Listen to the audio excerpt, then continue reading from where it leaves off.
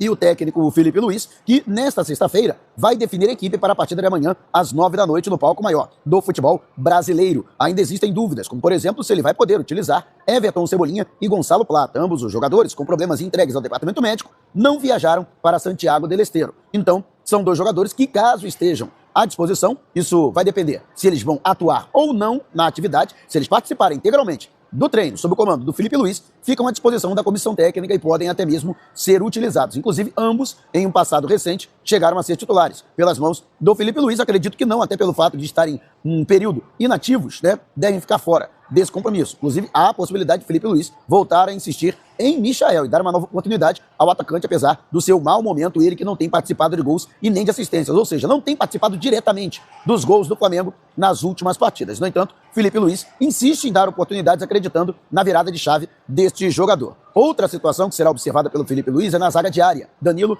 deve voltar a dar lugar a Léo Ortiz na composição da zaga com Léo Pereira, o jogador que vem sendo criticado. Eu achei até que ele foi melhor na última partida, apesar de ter cometido um pênalti que, graças a Deus, foi anulado porque houve uma situação anterior, né, envolvendo o lance crucial da partida, já final da partida de ontem, né, de anteontem, entre Flamengo e Central Córdoba, mas preocupa a situação do Léo Pereira, mas é outro que deve permanecer na equipe. Jogador que deve retornar à condição de titular, Alexandro, na lateral esquerda. Ayrton Lucas foi o titular na última partida do Flamengo, enfrentando os argentinos. Então essas são as dúvidas na composição da equipe para enfrentar o Bahia na partida de amanhã. E você, quais seriam as suas opções para a formação do time do Flamengo? Deixe abaixo o seu comentário. Você acredita numa virada de chave do rubro-negro? Jogadores vão mudar o seu comportamento dentro de campo? Tô vendo muita gente batendo no Felipe Luiz, mas muita gente esquecendo também de lembrar da postura dos jogadores, né?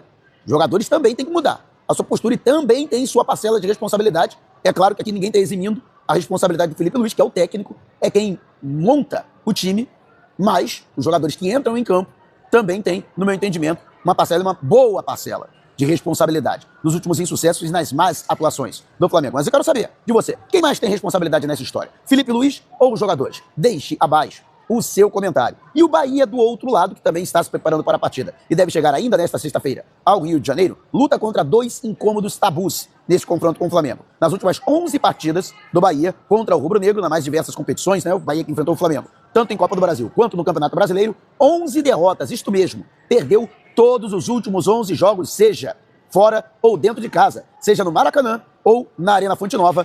Todos os confrontos terminaram com vitória do Flamengo. Então o Bahia luta para derrubar esse incômodo tabu diante do rubro-negro, que também tem uma outra vantagem. Rogério Ceni, enquanto treinador, jamais venceu o Flamengo na sua carreira. Ele que, inclusive, no meu entendimento, vem fazendo, desde que retornou ao Tricolor de Aço, um bom trabalho em Salvador. Inclusive, vale lembrar, hein? O Flamengo tem que abrir o olho. O Bahia ganhou do Palmeiras dentro do Allianz Parque, com arbitragem e tudo, com Palmeiras e tudo. O Bahia conseguiu ganhar do Palmeiras. Então o Flamengo tem que abrir o olho, não é uma equipe qualquer, a equipe tem jogadores de qualidade, é bem treinada pelo Rogério Ceni, então o Flamengo tem que jogar bem. O Flamengo jogar mal, que nem jogou contra o Cruzeiro, vai passar vergonha em casa, né? E são essas, portanto, as situações que o Bahia tem que ultrapassar. E o Flamengo já deu colher de chá pro Cruzeiro, né? O Cruzeiro tá há 10 anos sem ganhar do Flamengo. Aí foi lá e ganhou. Então chega, né? Acabou, né? Negócio de derrubar tabu pro adversário, negócio de ressuscitar morto, né? Já deu, né? Mas eu quero saber, o que você acha desse confronto, da postura do Bahia, né? Deixe abaixo o seu comentário. E Matheus Gonçalves não descarta a possibilidade de ingressar no Cruzeiro, que tem interesse na contratação do jogador. Inclusive, o Cruzeiro chegou a propor uma troca com o Flamengo, incluindo o Matheus Gonçalves e o Luiz Araújo, e em troca o volante Wallace e o lateral direito o William seriam destinados pela Raposa ao Mengão. Aí é mole, né? O Pedrinho, o BH é malandro, né? Tá de sacanagem, né? O cara quer trocar Luiz Araújo e Matheus Gonçalves por duas babas do boi cansado. Ô, Pedrinho, bota os caras aí, bota os seus melhores pra jogo aí. Pelo amor de Deus, né? Vamos abrir o olho, né, Pedrinho? Aí o cara quer demais, né? Teria que haver muita compensação financeira. Por óbvio, o Flamengo não aceitou essa proposta de troca-troca do Cruzeiro, né? Mas o Flamengo não deixou fechada o canal, não deixou fechado o canal do diálogo, mas fez as suas exigências. Por exemplo, para a negociação do Matheus Gonçalves, o Flamengo até flexibiliza a negociação do atleta, mas não vai aceitar quaisquer duas variolas e uma paçoquita, né? Lembrando que o Flamengo chegou a rejeitar propostas da ordem de 5, 6 e até 8 milhões de euros pelo Matheus Gonçalves. Mas, se o Cruzeiro botar dinheiro na parada, pode ser que sim, o Flamengo até negocie o jogador. E repito, o staff do atleta acredita que Matheus Gonçalves teria mais oportunidades no Cruzeiro do que vem tendo, por exemplo, no Flamengo. O jogador vem sendo muito pouco aproveitado pelo técnico Felipe Luiz, e isso incomoda os representantes do jogador, que acreditam que ele está se desvalorizando no banco de reservas sem ter minutagem na temporada. Mas quero saber o que você acha dessa reação dos representantes do Matheus Gonçalves. Eles têm razão? Deixe abaixo o seu comentário. E o Flamengo, que pelo menos tem uma excelente notícia, né? Que é justamente a venda dos ingressos, né? A venda foi muito boa, apesar até da péssima impressão deixada no empate em 1-1, com sabor de derrota, diante do Central Córdoba, em Santiago del Estero, na Argentina, né? Mesmo assim, a torcida do Flamengo mais uma vez garantindo presença. E também, mais uma vez, a diretoria rubro-negra fazendo a sua parte, baixando o valor dos ingressos. Para que vocês tenham uma ideia, né? A categoria principal, que tem o maior desconto do Flamengo, pagando apenas R$ 20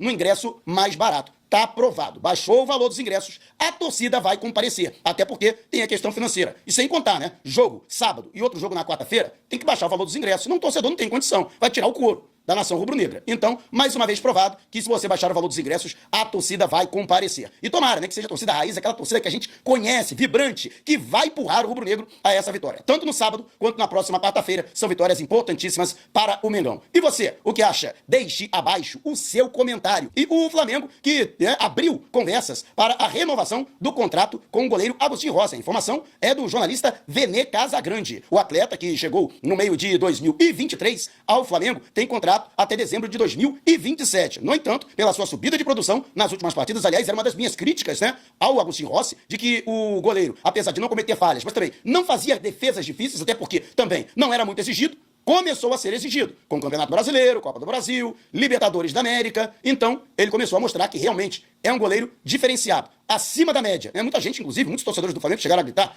na partida em Belo Horizonte, melhor goleiro do Brasil, e ali ele foi, né? Com 9 defesas, sendo 6 delas de altíssimo nível de dificuldade, né? E acabou, embora tenha sofrido 2 gols, e o Flamengo tendo sido derrotado, foi eleito o melhor jogador da partida. Se não fosse ele, o Cruzeiro teria tido uma vitória muito mais confortável do que apenas nos últimos minutos do acréscimo. Mas, de qualquer forma, o Flamengo avalia que sim, Agostinho Rossi merece ter um aumento salarial. Ele que hoje é o menor salário entre os jogadores da categoria, do elenco, do time principal, né? Da equipe considerada titular, ele é o menor salário. Um salário muito baixo. No Boca, né? Apesar desse salário ter sido até quintuplicado quase, no Flamengo ainda assim é um salário considerado baixo, mesmo considerando que os goleiros recebem uma média salarial ainda mais baixa no futebol brasileiro, mas a intenção do Flamengo é sim dar um aumento salarial no jogador, um aumento consubstancial de 50% no seu salário, e aumentar o período de contrato até 2030, discutindo também o aumento do valor da multa rescisória, já que Agostinho Rossi interessa a clubes, mais uma vez clubes europeus fizeram sondagens ao atleta, que sofreu inclusive um grande susto, né? Ele que sofreu uma tentativa de assalto no retorno ao Rio de Janeiro após a partida em sua terra natal, a Argentina. Ele que teve o seu veículo, que é blindado, graças a Deus, alvejado por 4 tiros por assaltantes marginais que tentaram a abordagem não somente a ele, mas a outros jogadores do Flamengo durante a madrugada de ontem, no retorno às suas respectivas residências. Apesar disso, e muitas especulações